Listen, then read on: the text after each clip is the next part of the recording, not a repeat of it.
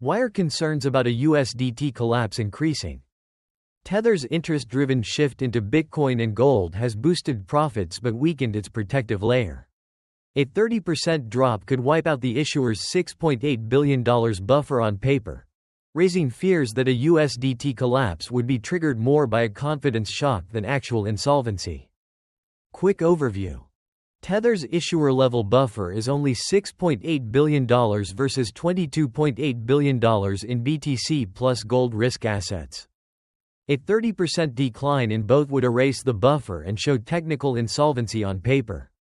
The parent company has $30 billion in equity, but it is not legally committed to USDT holders.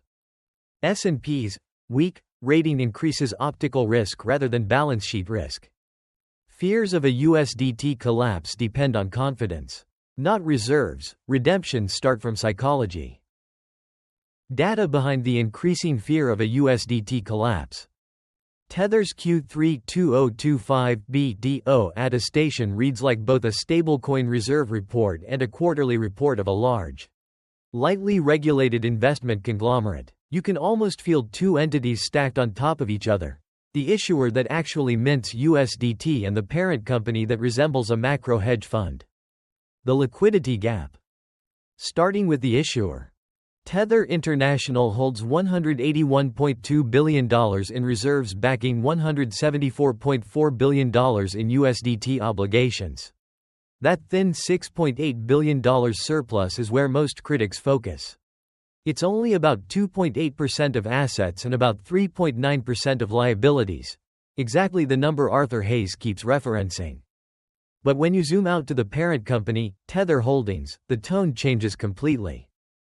On a consolidated basis, the group controls $215 billion in assets with $30 billion in equity, including an impressive $23 billion in retained earnings. These retained earnings do not appear in the issuer attestation and are legally separate from token reserves. But they exist, and they are large enough to withstand many stress events. So you end up with two parallel solvency stories. Issuer reality. A $6.8 billion buffer protecting a $174.4 billion liability stack. Group reality. A $30 billion equity base supporting a $215 billion balance sheet. No documentation clearly reconciles these two worlds, which is why the debate keeps repeating. Tether the sovereign investor. The reserve composition is where things begin to look surreal. With $112.4 billion in U.S. Treasuries, Tether now sits between South Korea and Germany in global sovereign rankings. Just from this, Tether earns around $500 million per month, or $6 billion per year, from yield alone. The rest is where things get interesting. $9.856 billion in Bitcoin. $12.921 billion in gold. Smaller lines in secured loans and corporate bonds.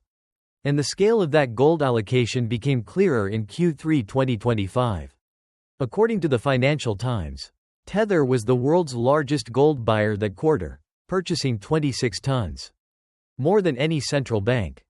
Together, BTC plus gold totaled $22.8 billion, precisely the exposure people use in their insolvency scenarios. Why is Tether stockpiling $12.9 billion in gold and $9.9 billion in BTC? This shift is not some random crypto gamble. It's tied to interest rates.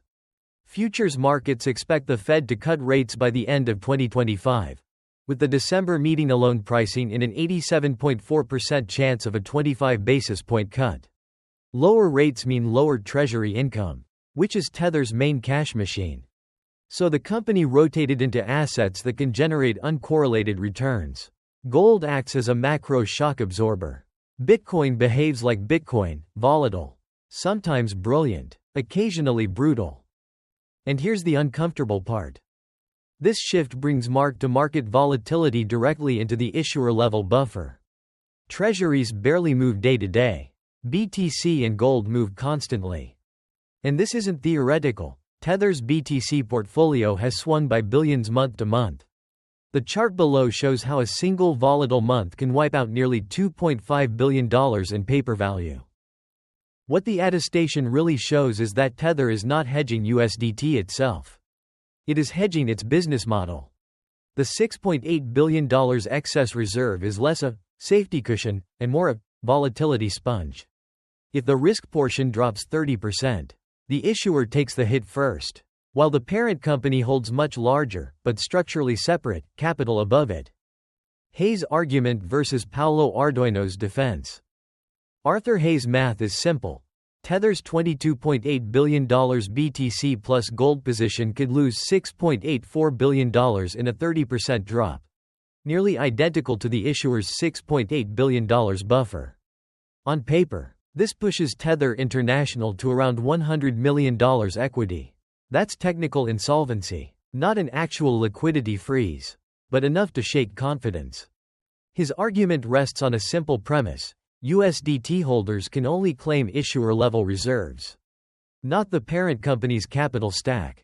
If the issuer's buffer disappears, even temporarily, optics alone could trigger redemptions. Paulo Ardoino counters from a consolidated perspective. The parent company holds $23 billion in retained earnings and around $30 billion total equity. In his view, Tether is more than capitalized enough to absorb shocks, just not within the narrow legal entity Hayes focuses on. That's the critical gap. The money exists, but it is not automatically committed to protect USDT. Whether the parent can legally or operationally bail out the issuer in real time is unclear, and that uncertainty amplifies any downturn. Stress testing the 30% drawdown. A 30% drop in BTC and gold wipes out roughly $6.84 billion from Tether's $22.8 billion risk bucket, almost exactly the size of the issuer's $6.8 billion buffer. On paper, this pushes Tether International slightly negative, around $100 million, even though the parent company remains comfortably solvent. And this is where the real danger lies. Not in the loss itself, but in the perception. With Bitcoin now representing 5.6% of all USDT in circulation, a sharp decline would drag Tether's visible coverage ratio below the 3.9% psychological threshold tracked by institutions. Once that ratio drops, traders stop debating accounting definitions and start pulling liquidity.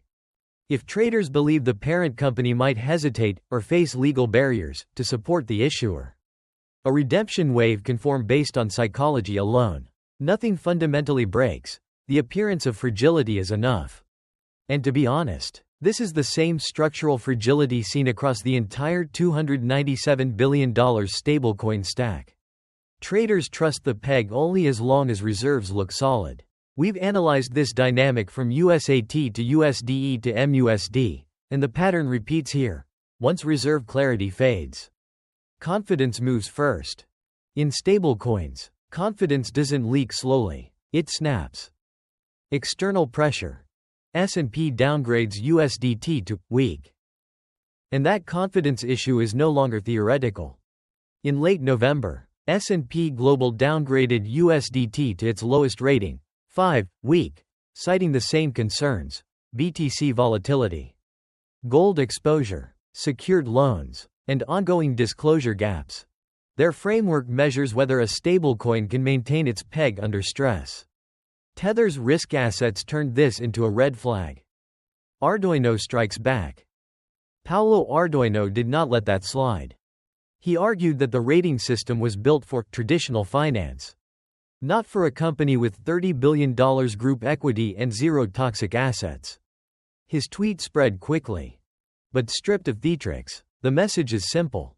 S&P only looks at the issuer-level buffer, not the parent company fortress. Still, it does not erase the psychological damage the weak label causes during downturns. Conclusion. Tether appears financially strong at the group level, with $30 billion in equity and massive treasury income, but the issuer still runs on a thin $6.8 billion buffer that a 30% BTC plus gold drop could erase on paper. Hayes is right about the fragility. Ardoino is right that the parent can theoretically cover it. The gap is legal, not mathematical. So what's the real takeaway? Tether only fails if regulators prohibit the parent company from rescuing the issuer. Tether survives every price crash scenario you can model. The real bet. Whether it can survive Washington's curiosity.